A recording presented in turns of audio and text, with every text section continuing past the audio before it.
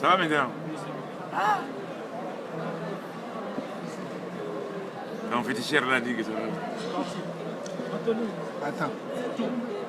Bonsoir madame, bonsoir monsieur. Vous êtes toujours sur Ziana TV et nous continuons à vous faire vivre le salon du livre. Et je suis avec un professionnel du livre, une personne qui gère le livre, à savoir le directeur général du livre et de la lecture publique au Congo. Il s'agit de monsieur Clore Kombo. Bonjour. Bonjour monsieur le journaliste. Et le salon du livre, vous êtes au salon du livre. Comment ça se passe pour vous déjà, le salon du livre? Non, merci, mais les impressions sont bonnes. Sont arrivées, mais c'est comme d'habitude. C'est ici le grand rendez-vous autour du livre. Avant d'aller en profondeur, en quoi consiste, quel est le rôle du directeur général du livre et de la lecture publique? Succinctement, je dirais que nous avons pour rôle mettre en pratique la politique nationale du livre. Et quelle est la politique nationale en matière du livre? Parce que moi, de ma position, j'ai l'impression qu'il n'y en a pas. Il existe une politique nationale du livre au Congo. Bon, vous avez votre point de vue qu'on respecte. Éclairez-moi. Oui, nous avons le livre comme tel. Nous avons pour obligation mettre en exergue tout ce qui est fait par les sachants, qui sont les auteurs, les écrivains, tout ce qu'ils mettent à la disposition des consommateurs. Et nous avons pour rôle les mettre en évidence, c'est-à-dire à travers les salons tels que celui-ci, peut-être pas à la dimension de celui-ci dans notre pays, mais à un niveau qui ferait connaître nos écrivains. Et il y a aussi parfois des foires. C'est des lieux où il faut mettre en exergue, mettre en face les auteurs, les écrivains et tous ceux qui consomment le livre. Alors, comment mettre le livre à la disposition des consommateurs quand on sait que dans le pays, il n'y a quasiment pas de bibliothèque et les écoles ne sont pas dotées non plus de bibliothèques? Comment vous arrivez à travailler dans cette condition? Bon, les bibliothèques sont un pan de notre politique.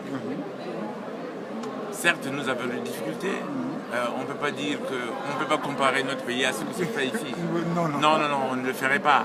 Mais à notre niveau, nous avons la mission de mettre en place des bibliothèques, ce qui serait d'un grand atout pour nos enfants. Car aujourd'hui, on déplore le niveau d'études de nos enfants. Mais ça passe nécessairement par la lecture. Et il y a quelques bibliothèques au Congo qui existent, surtout privées. Il ne faut pas s'en cacher. Voilà. Faut pas s'en cacher. Bibliothèque publique, puisque vous êtes directeur général de la lecture, du livre et de la lecture publique, on devait normalement avoir des bibliothèques publiques. Les bibliothèques, nous avons par exemple au niveau national la Bibliothèque nationale. La Bibliothèque nationale. Et nous avons aussi une bibliothèque au niveau de la direction générale du livre et de la lecture publique qu'on appelle bibliothèque centrale. Elle existe. Et dans les régions, par exemple, à l'intérieur du pays, il existe. À l'intérieur du pays aussi, c'est notre mission aussi. Mais bon, il ne faut pas s'en cacher, nous avons des difficultés, certes. Mais il y a quelques années de cela, il y avait un projet lecture publique avec les amis de l'OIF. Il y avait eu déjà un début d'exécution. Dans un département comme celui du Niari, ça existait, de la Buenta, ça existait. Il y a eu des embryons aussi de bibliothèques dans certains départements. Bien sûr qu'avec le temps, ça s'est un peu dégradé, mais il est question qu'on relance avec les amis de l'OIF.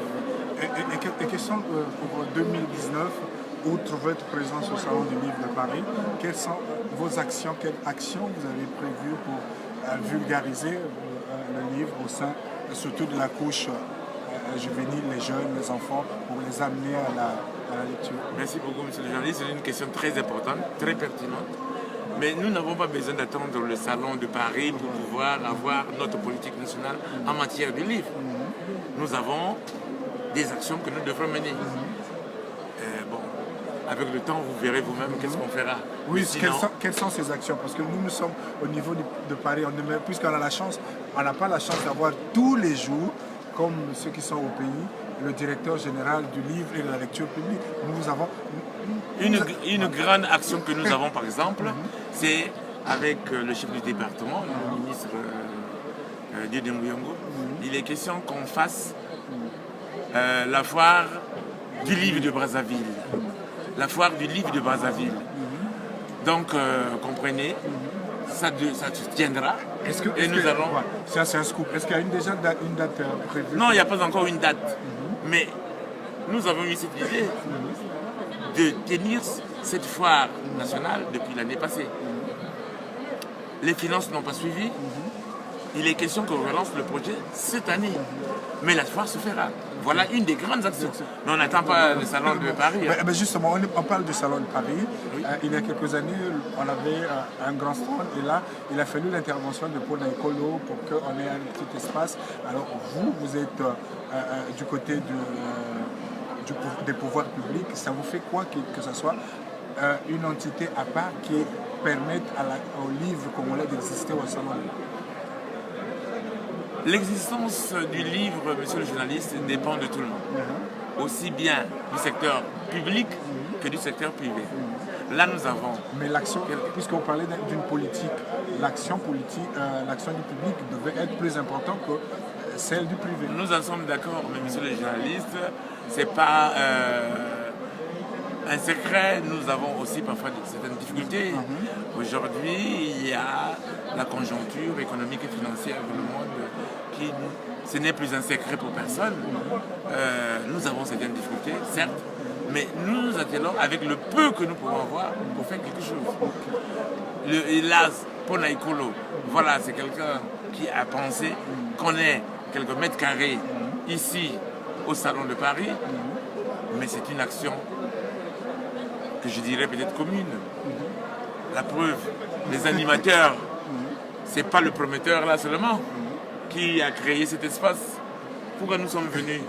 Mais c'est pour que nous tous, nous travaillons la main dans la main pour que les choses aillent de l'avant. Et en ce moment, quel est le livre que le DG est en train de lire? Quel auteur congolais le DG aime? Quel livre? Est-ce que le DG a l'habitude de lire? Mais monsieur le journaliste, merci pour la question, mais je n'ai pas envie de faire de ce que moi je fais quelque chose que ce soit de portée nationale. Non, je vous dis que mais tout simplement souffrez que je ne fasse pas des jaloux. Voilà, que qu'on ne fasse pas des jaloux ici. Mais dites-vous bien que nous félicitons qu'on ait des écrivains de talent. Qui peut-être parfois ne sont pas connus au niveau, par exemple, à l'espace ici en France, mais au niveau national, nous avons des jeunes talents. Je parle sous le contrôle de notre Noël Ramata, qui est un grand, qui est ici à Paris avec vous, mais qui reconnaît que nous avons des talents au niveau national. Oui, mais des talents qui, curieusement, quand on regarde le programme scolaire du Congo, on ne retrouve pratiquement tout du moins pas beaucoup d'écrivains congolais. Normalement, vu le nombre qu'ils sont, on aurait eu à tous les niveaux d'études des ouvrages du Congo. Est-ce qu'à ce niveau, vous, en tant que directeur général du livre et de la lecture publique, vous ne voyez pas qu'il faille voir avec le ministère de l'Enseignement comment amener le livre congolais dans l'éducation, dans l'école congolaise? Monsieur le journaliste, c'est une question très importante, surtout pour la couche juvénile. Dites-vous bien qu'en ce moment, il y a un travail de fond qui se fait entre le ministère en charge de l'éducation, il y en a plusieurs, et nous, du ministère de la Culture, les ministères concernés. Nous travaillons et en ce moment, on est en train de voir quels sont les ouvrages nouveaux à mettre au programme.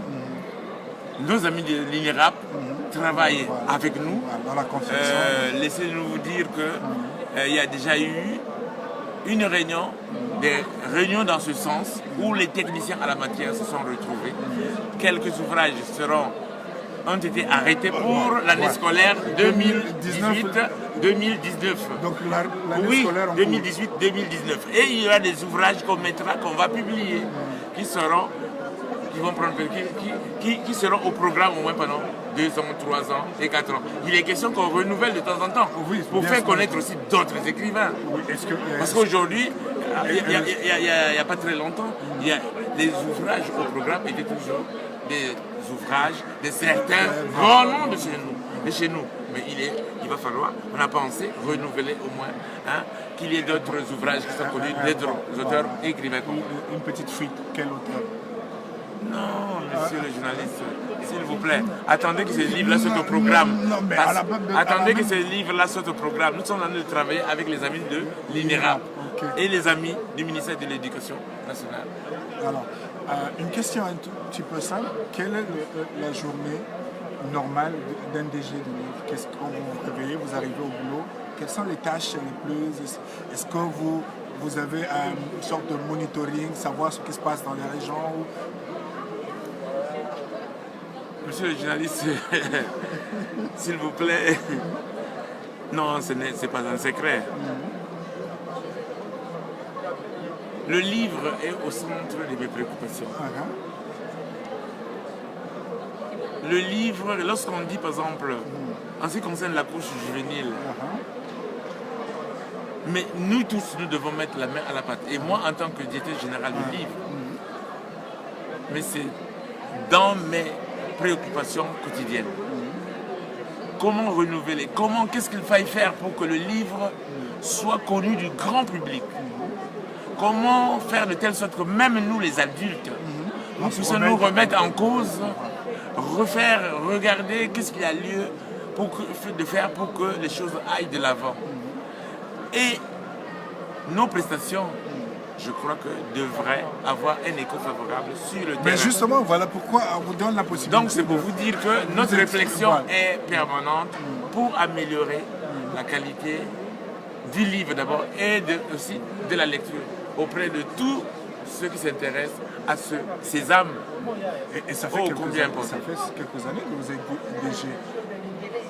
Oui, monsieur le journaliste. Est-ce que le bilan pour vous, personnellement, avant que quelqu'un d'autre ne fasse le bilan, est-ce que vous êtes satisfait de votre action? Est-ce que vous êtes déçu quelque part où il y a eu des difficultés dans votre travail? Est-ce que le travail en lui-même était, au départ, le challenge paraissait intéressant, mais maintenant le challenge est un peu plus dur que vous le pensiez? Monsieur le journaliste, bon, je sais pas, c'est pas bien de se juger soi-même. C'est aux autres de nous juger par ce que nous faisons quotidiennement. Mais dites-vous bien que nous sommes dire satisfaits à 100%, non, je ne peux pas le dire. Mais nous y travaillons. Permettez que je vous dise que nous y sommes, nous travaillons tous les jours pour que nos prestations soient améliorées. Si nous venons à ce genre de retrouvailles, le salon du livre de Paris, le salon de Casablanca, à Alger, un peu partout, c'est pour qu'on améliore nos prestations. Le livre reste au centre de nos activités, monsieur le journaliste. Merci. C'est bien normal puisque vous êtes directeur général du livre et de la lecture publique. Un dernier mot à l'endroit des Congolais qui nous suivent, passionnés de livres, passionnés de littérature, mais qui, curieusement, n'ont pas accès facile au livre, tout en sachant que le pays est l'un des rares pays qui donne beaucoup en termes de littérature. Monsieur le journaliste, je dirais en conclusion que le Congo regorge de talents en matière de littérature. Ces écrivains, ces messieurs, ces dames qui au quotidien mettent sur le marché des livres de renom, n'a qu'en juger par les prix que nous recevons qu'ils reçoivent au niveau international. Je dirais que nous aussi, nous y travaillons et nous pensons que La tâche, certes, est difficile, mais on devait faire quelque chose pour que ça avance au mieux. Dites-vous bien que notre département a commencé par le patron, son patron. On y travaille au quotidien. Par exemple, en ce qui concerne la disposition du livre, c'est vrai, c'est un challenge. Le livre coûte cher. Et en ce moment, nous sommes en train de mener au niveau de notre département une réflexion dans ce sens. Ça fait déjà au moins 3 ans, 2 ans, que nous sommes en train de penser comment... En 3 ans, vous n'êtes pas encore arrivé. Non, comment nous devrions apporter une aide à l'édition. Voilà. Ça aussi, c'est un aspect important. Très important. Sans l'édition, il n'y a pas de livre. Voilà, sans l'édition, il n'y a pas de livre. Donc, vous voyez, c'est pour vous dire que nous y travaillons. Faisons-nous confiance. Aussi bien nous, pouvoir public, pouvoir privé, les écrivains eux-mêmes, et tout le monde, et vous les médias aussi. Parce que vous avez un grand rôle à jouer. Exactement. Dans la publication, dans la diffusion de l'information. Ce que nous faisons et ce que les autres font, je crois que nous devons conjuguer nos efforts pour que les choses aillent au mieux, monsieur le ministre. Merci, monsieur le DG. Merci à vous également. Je vous souhaite bon salon. On aura le temps de faire un petit bilan de votre passage, peut-être dimanche soir ou bien lundi lors de la fermeture. Merci DG. Merci, monsieur le journaliste. Merci à vous également. Restez calés sur Ziana TV. On se retrouve un peu plus tard encore pour un nouvel entretien avec un autre passionné de livres, un auteur, un éditeur, un visiteur. Là, vous avez eu la chance d'entendre le directeur général du livre et de la lecture publique.